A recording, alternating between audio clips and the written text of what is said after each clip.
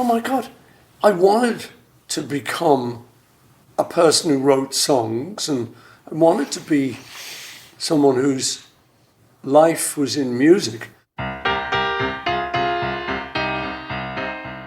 Paul Muldoon. I'm a poet, a lover of not only the lyric poem, but the song lyric. Over the past several years, I've got to spend time with one of the greatest songwriters of our era. And will you look at me? It's happened. I'm going on tour. I'm actually a performer. I'm a songwriter. My God, well, that crept up on me. That is Sir Paul McCartney. We worked together on a book looking at the lyrics of more than 150 of his songs, and we recorded many hours of our conversations.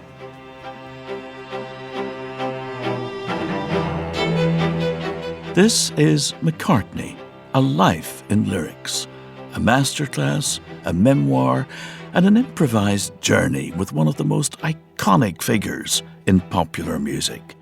Each episode is centred around the writing of a particular song, the people and the circumstances that inspired it.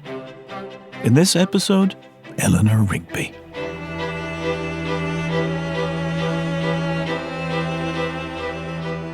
Not many people know this, but an early ambition of Paul McCartney's was to be a poet. I feel okay about admitting to the fact that, yeah, I wanted to look a bit bookish. I wanted to smoke a pipe on the top deck of a bus. McCartney was friendly with the poet Allen Ginsberg, who had even revised some of McCartney's poems. I saw the best minds of my generation destroyed by madness, starving, hysterical, naked. I knew Ginsberg quite well, and he edited some of my poems. And did he attempt to edit Eleanor Rigby? No, he said that's a great poem. Well, that's right. That's a good poem. I'm glad to so hear I that. was very pleased. That was like the best review. The subject of Eleanor Rigby kept coming up in my conversations with Paul McCartney. It was like a reference point for him, a beacon he would steer by. There are many ways into this song, many things to talk about. But let's start with the central character, Eleanor Rigby herself.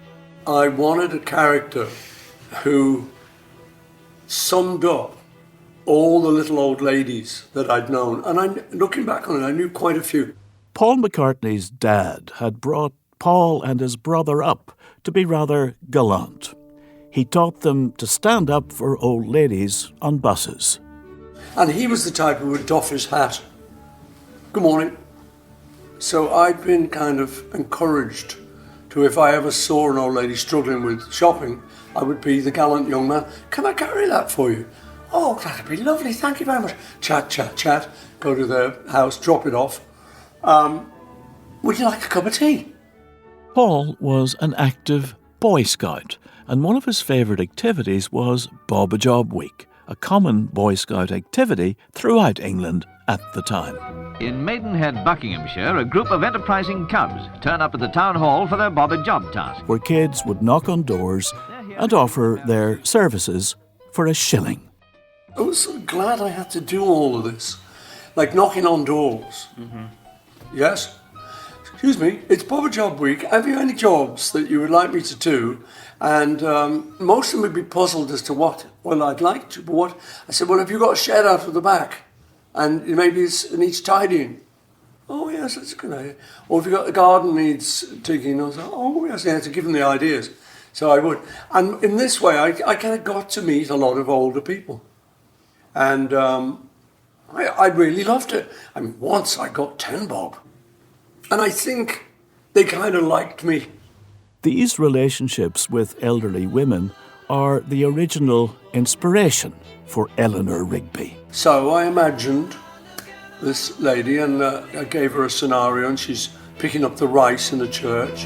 Eleanor Rigby picks up the rice in the church where a wedding has been. So she's cleaning up in the church, which immediately sort of puts her in a social position and gives us an idea that there might be a little bit of poignancy with this rice, and it's not for her. It was where a wedding had been. And then she waits at the window and facing a jar by the door. Waits at the window, wearing the face that she keeps in a jar by the door. Who is it for? My mum's favourite was Nivea, and Yes. I love it to this day. Yes, beautiful packaging. Yeah. Nivea. Kind of scared me a little that women used quite so much cold cream. The unguents, as they call them, this kind of greasy stuff Yeah, that they put on. and it was my dread Yeah.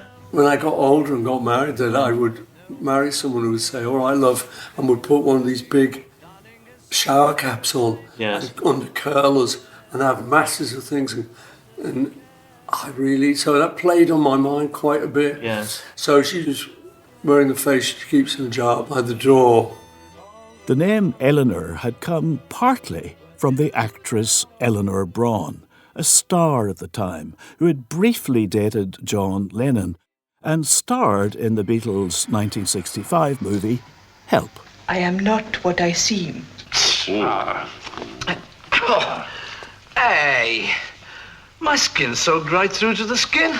There's more here than meets the eye. See, Eleanor, I think, was always a fixture because we worked with Eleanor Braun. Took me a long time to think of Eleanor Rigby. Paul's girlfriend at the time, Jane Asher, was also an actress, and one time when she was playing at the Bristol Old Vic, Paul was wandering around outside. I was wandering around waiting for the play to finish and saw this shop. Said Rigby. I thought, there's my surname. Right. It's nice, it's ordinary, but it's striking, it's strong, it's got all the sort of stuff I've been looking for. This is how Paul McCartney remembers it. Others have pointed out that the Rigby name might have come from somewhere different. There is a grave up in Wilton Church where John and I wandered around endlessly talking about our future. And there is a grave there. On the gravestone is the name Eleanor Rigby. And not far from it, another grave with the name Mackenzie on it. I don't remember having seen that gravestone. Of course not. But it's been suggested to me that, psychologically, I will have seen it. Yeah. I think we do see things without seeing them. Of course we do. They plant themselves in They your do. brain, and then I have to go to Bristol and see it and go, The other main character in the song started out as Father McCartney, but it changed during a writing session with John Lennon. I had Father McCartney, because it was the right syllables. And I remember playing it, and he said, "That's great, Father McCartney." He loved it. I said, "No, I'm really not comfortable with it, because it's my dad. And my Father McCartney, Father McCartney, it's me. It's not, I don't want to be that personal with this." So we literally got the phone book out and went on from McCartney, Mackenzie. That's good. Father Mackenzie, And then we had him working, but his work was darning his socks, because he was a sort of poor old vicar. darning his socks in the night when there's nobody there. What does he care? All the lonely people, where do they all come from?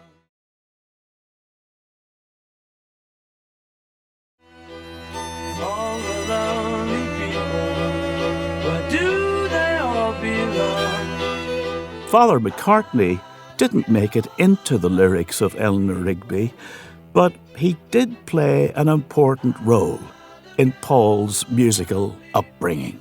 My dad had sat me down as a kid and taught me and my brother the idea of harmony. The Everly Brothers sang in harmony, so me and my brother did. I once performed at a talent competition with my brother Mike when I was 11, and we sang Bye Bye Love. Didn't win, obviously not talented enough for the Butlins crowd.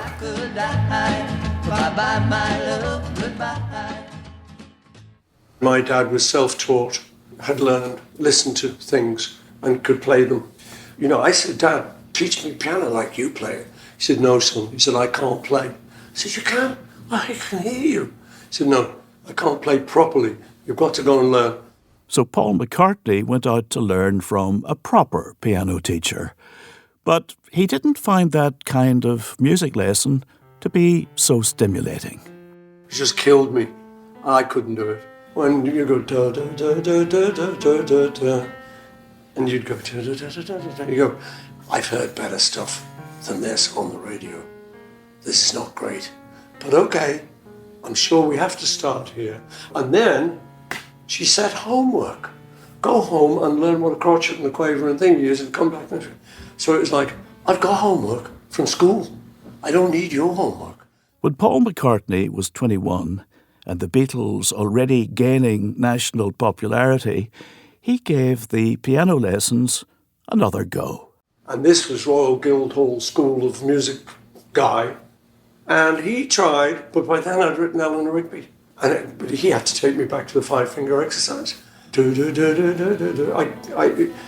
couldn't do the show. I just didn't want to do it. Many of Paul's peers felt the same way about traditional musical training. Everyone in my generation, all of us groups, John, George, Paul and Ringo, Mick, Charlie, Keith and so on, I don't think any of us can read music. And now I will teach a kid how to play the piano, how we learned it, and I will show them a couple of chords to get started on. And if they're musical, they're off. You get C, D minor, E minor, F, G, A minor, right there. That's like most of the Beatles songs. Right. That's more than you need to know. Which leads us back to Eleanor Rigby, a song that grew from a single chord. Tin, tin, tin, tin. And in its basic sense, it's just an E minor chord. Tin, tin, tin, tin. And all the fun happens with my melody and the syncopation and the words.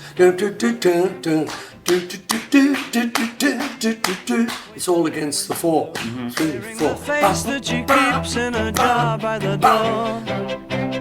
Who is it for? George Martin, the Beatles' producer, had introduced Paul to the idea of the string quartet on the song Yesterday. And I had resisted the idea at first, but when it worked, I fell in love with the idea. So I knew now that I wanted to do a similar thing with Eleanor Rigby. So I would go round to George's house, we'd arrange a little session. And I said to him, you know, I'm fascinated by Bach. Because I'd suddenly grasped that there was mathematics. I could see 1, 2, 1, 2. And then on top of that, 1, 2, 3, 4, 1, 2, 3, 4, 1, 2. Now forming a sort of pyramid, and then 1, 2, 3, 4, 5, 6, 7, 8, 1, 2, 3, 4, 5, 6, 7, 8, 1, 2, 3, 4, 5, 16 stars. So I love this 2, 4, 8, 16 thing.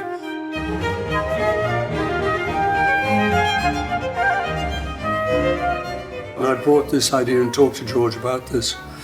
And he said, well, Bach, you know, would have done this, and he laid out the chords as he had done on Yesterday.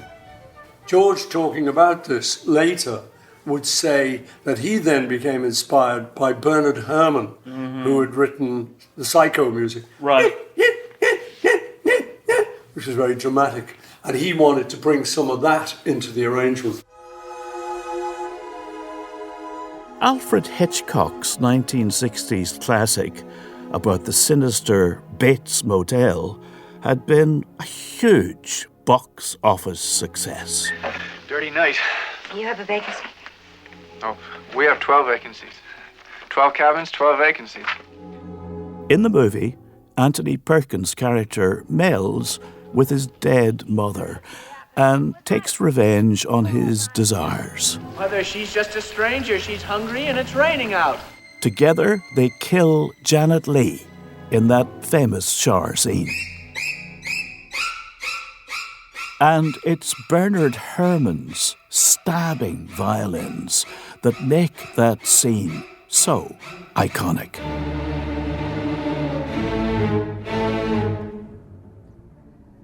While Eleanor Rigby isn't a film, of course, McCartney says that writing the lyrics was like structuring a movie. Well, I was seeing it like a film, just in my own imagination.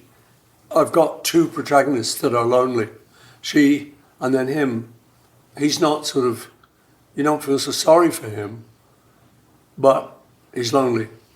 So you've got these two, so all the lonely people now becomes the chorus.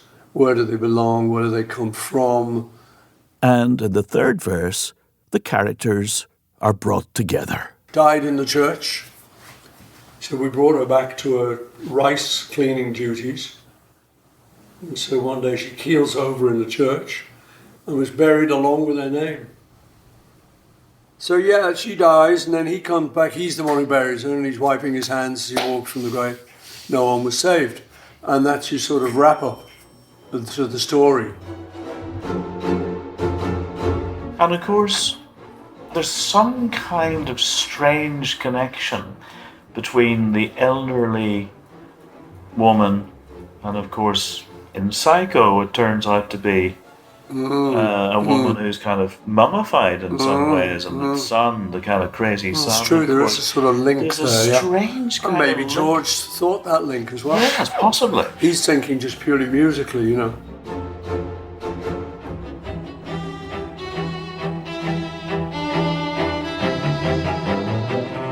When you finished it, did you realise at that moment, you know, this is one hell of a song.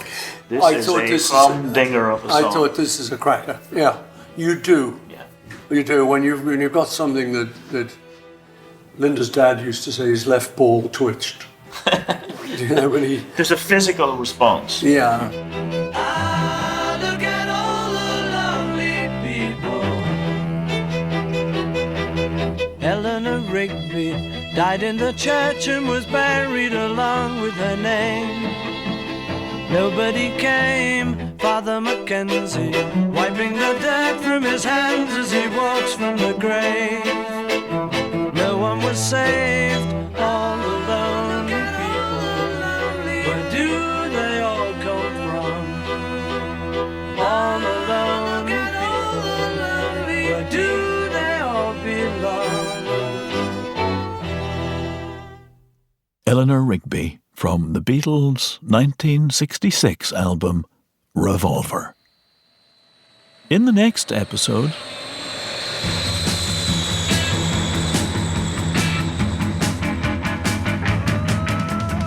we travel behind the Iron Curtain to let ourselves in on one of the greatest jokes of the Cold War era. Back in the USSR.